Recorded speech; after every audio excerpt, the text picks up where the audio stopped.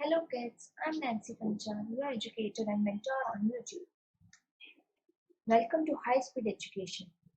आज हम कल का अधूरा chapter number 5, the fundamental unit of life, cell, ये कंप्लीट करेंगे। आज हमारे सेल ये चैप्टर में बहुत इंटरेस्टिंग पार्ट है। ये इंटरेस्टिंग पार्ट हम हर एक ऑर्गेनल को ध्यान से पढ़ेंगे। तो let's start. First topic, cell wall. अब सेल वॉल अब प्लांट सेल की कैरेक्टरिस्टिक फीचर सेल वॉल होती है। हर एक plant means fungi plant, protista, मतलब जो बेसिक होते हैं उनके पास एक सेल वॉल होती है। अभी सेल वॉल प्लाज्मा मेम्ब्रेन हर एक सेल की बाउंड्री होती है, वो तो हम सबको पता है। अब प्लाज्मा मेम्ब्रेन के भी बाहर सेल वॉल होती है। अब ये सेल वॉल इन लोगों को इसलिए दी है क्योंकि ये लोग हार्श कंडीशंस में रहते हैं। सपोज हम ह्यूमंस है तो हम वहाँ कोई भी अगर पानी होगा तो हम वहां से चले जाएंगे, बट प्लांट्स वहां से मूव नहीं कर पाएंगे। और हमने कल ही पढ़ा कि अगर सराउंडिंग में ज्यादा पानी हो तो वो अंदर आ जाता है पानी। अंदर पानी आने से स्वेल होता है सेल। अगर अब सेल स्वेल हो जाएगा तो सेल बर्स्ट हो जाएगा। दैट्स वाई इनके पास एक सेल वॉल है।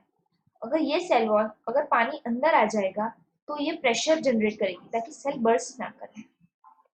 दैट्स वाई प्लांट्स और बैक्टीरिया सबको सेल वॉल्स दी होती है। अब कल हमने लाइज्ड सेल पढ़ा, अगर आपको याद हो तो। ये लाइज्ड सेल, ये रहा लाइज है। अब ये लाइज्ड है। अगर हमने यहाँ से क्रीनेटेड के हम आगे जाएंगे तो मतलब सेल का श्रिंकेज होगा। अब हाइपरटोनिक सॉल्यूशन में रखने के बाद जब सेल का श्रिंकेज होगा और पानी बाहर जाएगा सेल से, तब उसको हम प्लाज्मोलाइसिस कहते हैं। ये लाइसिस है एंड इसका पूरा उल्टा मतलब सेल श्रिंक हो रहा है। श्रिंक होते होते जीरो हो गया साइज उसका, इसको प्लाज्मोलाइसिस कहते हैं। नाउ अब हर एक ऑर्गेनिज्म के पास अलग सेल वॉल होती है। सपोज प्लांट है तो प्लांट के पास सेल्यूलोज से बनी सेल वॉल होती है।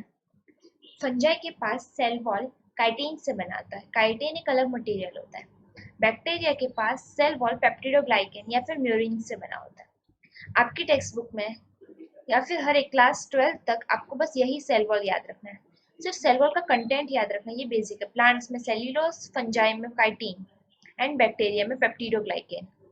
Now nucleus. न्यूक्लियस सबसे इंपॉर्टेंट पार्ट है सेल का। अब न्यूक्लियस डबल लेयर्ड का स्ट्रक्चर होता है। न्यूक्लियस के पास डबल लेयर का स्ट्रक्चर होता है जिसको न्यूक्लियर मेम्ब्रेन कहते हैं। हर एक के पास मेम्ब्रेन होती है, वैसे सिमिलरली न्यूक्लियस के पास मेम्ब्रेन है, न्यूक्लियर मेम्ब्रेन। अब न्यूक्लियस के पास क्रोमोसोम होता है जिसमें डीएनए होता है और प्रोटीन होता है। डीएनए का full form deoxyribo nucleic acid. ये डीएनए इसके पास थोड़े से फंक्शनल सेगमेंट होता है जिसको हम जीन्स कहते हैं। अब जीन्स हमारा क्रोमोसोमल मटेरियल है जो हर एक ऑर्गेनिज्म में अलग से आता है। हम नहीं कहते कि हमारे पेरेंट्स का डीएनए हमें ट्रांसफर हुआ, बस सेम चीज है ये। अब एक नॉन डिवाइडिंग सेल है, उसमें क्रोमोसोम्स नहीं होते, उसमें क्रोमैटिन होता है। अब क्रोमैटिन क्या है? क्रोमैटिन रैंडमली अरेंज्ड थ्रेड्स है जो न्यूक्लियस में मिलते हैं। अब जब सेल को डिवाइड होना स्टार्ट करेगा सेल, या फिर सेल को डिवाइड होने की इच्छा होगी, तब ये क्रोमैटिन अरेंज हो जाएगा क्रोमोसोम के फॉर्म में। ये स्ट्रक्चर है, ये न्यूक्लियर एनवलप, ये क्रोमैटिन, ये न्यूक्लियर एनवलप है, ये क्रोमैटिन है, ये थ्रेड जैसा स्ट्रक्चर, ये कंडेंस्ड है। अब जब इसको छूट जाएगा, ये सिस्टर्न है, ये हम पढ़े, ये सेल ऑर्गेनल है, एंडोप्लाज्मिक रेटिकुलम है ये न्यूक्लियर पोर्स है। अब न्यूक्लियर पोर्स अंदर एब्जॉर्ब करने के लिए और बाहर चीजें डालने के लिए होता है। न्यूक्लियोलस सेंटर में जो कंडेंस हो जाता है और डार्क पोर्शन बन जाता है उसको न्यूक्लियोलस कहते हैं। अब न्यूक्लियोलस में सेम ही है, क्रोमैटिन ही है, बस बहुत सारा कंडेंस हो गया है बीच में। Now cytoplasm, viscous fluid containing organelles, components of cytoplasm, interconnected filaments and fibers, fluid called cytosol, organelles, not nucleus, and storage substances. अब जो भी चीज सेल में न्यूक्लियस के अलावा बची उसको हम साइटोप्लाज्म कहते हैं।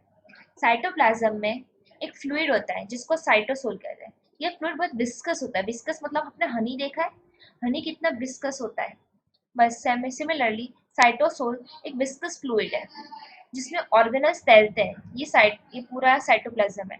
इसमें देखो ये माइटोकॉन्ड्रिया तैर रहा है, एंडोप्लाज्मिक रेटिकुलम, ये सब चीजें तैर रही है। Now centrioles, pairs of microtubular structure plays a roles in cell division. ये आपके सिलेबस में नहीं है बट तो भी हम पढ़ रहे हैं। सेंट्रियोल मतलब जहाँ से सेल डिवीजन स्टार्ट हुई है, सेल डिवीजन में रोल प्ले करता है। इसमें माइक्रोट्यूबुल्स की पेयर होती है। ये रहा सेंट्रियोल, ये सेल है, इसके अंदर ये सेंट्रियोल है। अब ये बीच में से ये डिवाइड हो रहा है, दूर जा रहा है, ये एक साइड जा रहा है, ये दूसरी साइड। अब ये डिवाइड हो रहा है, दैट्स व्हाई सेल डिवाइड होने लगेगा बीच में से। नाउ डीएनए, डीएनए तो हम सबको पता है, ये हमारा हेरिडिटरी मटेरियल है। अब क्रोमोसोम्स डीएनए कंटेन करते हैं, प्रोटीन कंटेन करते हैं एंड कुछ चीजें कंटेन करते हैं जिससे सेल डिवीजन हो। और क्रोमैटिन, बस यही क्रोमोसोम सेम क्रोमैटिन, बस क्रोमैटिन थोड़ा अरेंज होकर क्रोमोसोम्स बनाता है। अब डीएनए हमारी पेरेंट्स में जो जो क्वालिटीज है वो हमें पास करेगा, क्योंकि जो हमने कहा फंक्शनल सेगमेंट जीन वो सब इंफॉर्मेशन कलेक्ट करता है एंड वही इंफॉर्मेशन हमें रिसेप्ट करता है। इसलिए हम अपने पेरेंट्स जैसे दिखते हैं कुछ हद तक ना। न्यूक्लियोलस, न्यूक्लियोलस हमने पढ़ा कि यहाँ पे क्रोमैटिन डेंसली ओरिजिनेट होता है। अब कोई कोई सेल में दो से ज्यादा न्यूक्लियोलस भी हो सकते हैं, क्योंकि क्रोमैटिन तो अपनी मर्जी से कंडेंस होगा ना, दैट्स व्हाई। अब न्यूक्लियोलस से डायरेक्ट सिंथेसिस ऑफ आरएनए होती है एंड ये राइबोसोम्स भी बनाता है। अब आरएनए को राइबोस न्यूक्लिक एसिड कहते हैं। ये बेसिक ऑर्गेनिजम्स होते हैं, सिंपल ऑर्गेनिज्म, इनका न्यूक्लियर मटेरियल है, जैसे हमारा डीएनए है वैसे। आरएनए भी हेरिडिटरी मटेरियल कंटेन करता है, पर वो वायरसेस में होता है। ये बहुत जल्दी चेंज या फिर म्यूटेट करता है, इसलिए ह्यूमंस में नहीं मिलता। Now first cell organelle, endoplasmic reticulum. Endoplasmic reticulum helps to move substances within the cells. It is network of interconnected membranes. It is of two types, rough endoplasmic reticulum and smooth endoplasmic reticulum. अब endoplasmic reticulum nucleus के बाजू में मिलता है, ये nucleus है, इसके बाजू में ये एंडोप्लाज्मिक रेटिकुलम है। अब एंडोप्लाज्मिक रेटिकुलम हेल्प करता है सब्सटेंसेस को मूव करने के लिए सेल में। ये इंटरकनेक्टेड मेम्ब्रेन की नेटवर्क है, ये देखो ये कितने सारे मेम्ब्रेन है, ये एक दूसरे से कनेक्टेड है, मतलब ये नेटवर्क ऑफ इंटरकनेक्टेड मेम्ब्रेन है। ये सेल में कांटेक्ट करने में मदद करता है एंड इम्पॉर्टेंट ये प्रोटीन्स और दूसरे ऑर्गेनिक सब्सटेंस सेल में एंड सेल टू न्यूक्लियस में ट्रांसफर करता है। नाउ ये दो टाइप के होते हैं, rough endoplasmic reticulum and smooth endoplasmic reticulum. Rough and smooth में फर्क ये है कि रफ एंडोप्लाज्मिक रेटिकुलम में राइबोसोम्स कनेक्टेड होते हैं, ये राइबोसोम है, ये कनेक्टेड है इसमें। अब राइबोसोम कनेक्ट होने से फायदा ये है कि ये रफ एंडोप्लाज्मिक रेटिकुलम प्रोटीन को सिंथेसिस कर सकता है। हर एक आरईआर में, मतलब रफ एंडोप्लाज्मिक रेटिकुलम में राइबोसोम नहीं होते हैं, ये पूरे पार्ट में कुछ कुछ जगह पर राइबोसोम अटैच हो गए, सरफेस पे, अंदर नहीं होते ribosomes. Now smooth endoplasmic reticulum, इसमें राइबोसोम की अटैचमेंट नहीं होती, इसमें बहुत सारी एंजाइम्स होती है, ये एंजाइम बनाता है। अब स्मूथ एंडोप्लाज्मिक रेटिकुलम जैसे रफ प्रोटीन सिंथेसिस करता था, वैसे smooth carbohydrates and lipid synthesis करता है। अब स्मूथ एंडोप्लाज्मिक रेटिकुलम कभी कभी मेम्ब्रेन भी बना देता है, क्योंकि इसके पास लिपिड है, और हमने देखा था कि मेम्ब्रेन लिपिड बाइलेयर से बनती है, that's why smooth endoplasmic reticulum कभी कभी मेम्ब्रेन बनाता है। इस प्रोसेस को मेम्ब्रेन बायोजेनेसिस कहते हैं। ना गोल्जी एपेरेटस, ये कैमिलो गोल्जी ने ढूंढा था, इसलिए इसका नाम गोल्जी एपेरेटस रखा है। ना इसको सिंथेसिस में यूज करते हैं प्लांट सेल वॉल की। ये पैकेजिंग एंड शिपिंग स्टेशन है सेल का। यहाँ पे एंडोप्लाज्मिक रेटिकुलम प्रोटीन भेजता है, ये प्रोटीन को कॉम्प्लेक्स बनाता है एंड पूरे बॉडी में पास करता है। प्रोटीन जरूरी नहीं है कि प्रोटीन ही हो, ये सिंपल शुगर को कॉम्प्लेक्स शुगर में भी कन्वर्ट करता है एंड उसको पास करता है। मतलब ये इसका बहुत बड़ा रोल है। ये भी मेम्ब्रेन टाइप ही है, ऐसा ही दिखता है, जब मतलब जैसे एंडोप्लाज्मिक रेटिकुलम जैसे दिखता है, बट इसका शेप बहुत फर्स्ट फंक्शन, मॉलिक्यूल्स वेसिकल के फॉर्म में आते हैं, देन वेसिकल्स गोल्जी मेम्ब्रेन के साथ फ्यूज होते हैं, देन मॉलिक्यूल्स गोल्जी एपरेटस के द्वारा थोड़े मॉडिफाई होते हैं, देन वो सेपरेट हो जाते हैं वापस वेसिकल से फॉर्म में। अब वेसिकल गोल्जी एपरेटस को छोड़ के प्लाज्मा मेम्ब्रेन के साथ कंबाइन करता है एंड सेल की बात कंटेंट सिक्रीट कर देता है, ये रहा प्रोसेस। ये रफ एंडोप्लाज्मिक रेटिकुलम में फिर स्मूथ में से चीजें आई, कैमिलोगोल्जी में ये वेसिकल्स है, ये मेम्ब्रेन के साथ फ्यूज हुए, ये गोल्जी एपरेटस में मॉडिफाई हुए, देन वेसिकल के फॉर्म में वापस आए, फिर प्लाज्मा मेम्ब्रेन के साथ फ्यूज हुए, देन एक्सोसाइटोसिस हमने पढ़ा था कल प्रोसेस, उसके द्वारा बाहर निकल जाते हैं। ये पूरा प्रोसेस है गोल्जी एपरेटस का। Now lysosome. अब गोल्जी एपरेटस की खास बात यह है कि वो लाइसोसोम भी सीक्रेट करती है। अब लाइसोसोम क्या है? लाइसोसोम एक ऑर्गेनेल है जिसके पास डाइजेस्टिव एंजाइम्स है। अब पूरे सेल में जो भी खाने पीने या फिर मतलब जो खाने की प्रोसेस होती है वो सब लाइसोसोम में होती है। लाइसोसोम प्रोटीन, स्टार्च, कार्बोहाइड्रेट सब डाइजेस्ट कर देता है। इसके पास ऐसी डाइजेस्टिव एंजाइम्स होती है जो ब्रेक डाउन करती है। इसका फंक्शन है कि ये aid in cell renewal, break down old cell parts and digest invaders. अब ये सेल को नया करती है, मतलब पुरानी चीजें को डाइजेस्ट कर देती है, मतलब ये ब्रेक डाउन कर देती है ओल्ड सेल पार्ट्स का। ये कभी कभी पूरे सेल को ही डाइजेस्ट कर देती है अगर सेल होस्ट के द्वारा ऑक्यूपाई हुआ हो। इसलिए कभी कभी हम लाइसोसोम्स को सुसाइडल बैग्स भी कहते हैं, क्योंकि ये खुद को बर्स्ट कर देती है। मतलब कोई सेल खुद को बर्स्ट क्यों करेगा, बट लाइसोसोम्स खुद को बर्स्ट कर देते हैं ताकि दूसरे सेल इन्फेक्ट ना हो। Now fourth, mitochondria. Mitochondria Oval shape double membrane bound organelle है। हमने याद किया था शायद कल, आपने ध्यान दिया तो, कि सिर्फ माइटोकॉन्ड्रिया एंड क्लोरोप्लास्ट दोनों डबल मेम्ब्रेन बाउंड ऑर्गेनेल है। ये ओवल शेप का होता है। इसको पावर हाउस ऑफ सेल कहते हैं क्योंकि ये खुद एटीपी सिंथेसाइज करता है। इनकी खासियत ये है कि इनके पास खुद का डीएनए है। हर सेल के पास खुद का डीएनए नहीं होता, कॉमन डीएनए होता है, बट ये सेल ऑर्गेनेल है एंड इसके पास अपना डीएनए है। न्यूक्लियस में जो डीएनए है वो अलग, बट माइटोकॉन्ड्रिया के पास खुद का डीएनए होता है। इसका फंक्शन है कि ये सेल्यूलर रेस्पिरेशन में हेल्प करता है, ये एटीपी सिंथेसिस में भी हेल्प करता है और एनर्जी स्टोर करता है। दैट्स व्हाई इसको पावर हाउस कहते हैं। ये रहा राइबोज माइटोकॉन्ड्रिया। ये बाहर का है, इसमें दो मेम्ब्रेन में डिस्ट्रीब्यूट होता है। फर्स्ट बाहर की मेम्ब्रेन, ये आउटर मेम्ब्रेन, एंड अंदर की इसको इनर मेम्ब्रेन कहते हैं। ये इसके पास ये खुद का डीएनए है। ये दो मेम्ब्रेन के बीच में इंटर मेम्ब्रेनल स्पेस है। ये जो अंदर आप पोल देख सकते हैं इसको क्रिस्टे कहते हैं।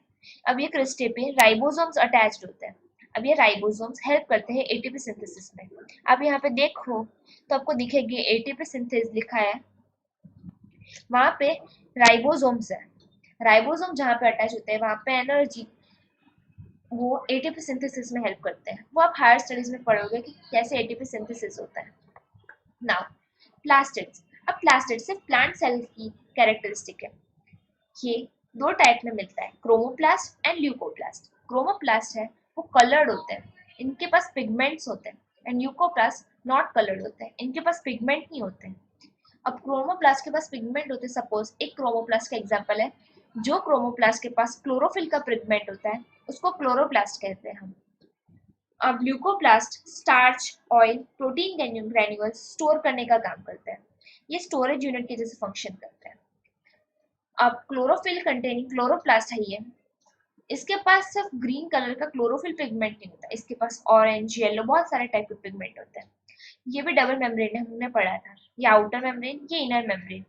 ये ल्यूमेन, ये स्ट्रक्चर्स, ये stroma lamella, thylakoid, stroma. Stroma means background, जैसे साइटोप्लाज्म होता है वैसे ही क्लोरोप्लास्ट में स्ट्रोमा होता है, मतलब जो एक्स्ट्रा जगह होती है सेल में उसको स्ट्रोमा कहते हैं। ये थाइलेकॉइड है, यहाँ पे पिगमेंट मिलते हैं हमको क्लोरोफिल के, और यहीं पे फोटोसिंथेसिस का प्रोसेस होता है। अब क्लोरोप्लास्ट तो हमको पता है कितना इंपॉर्टेंट है, क्लोरोप्लास्ट के बिना फोटोसिंथेसिस का प्रोसेस ही नहीं हो सकता।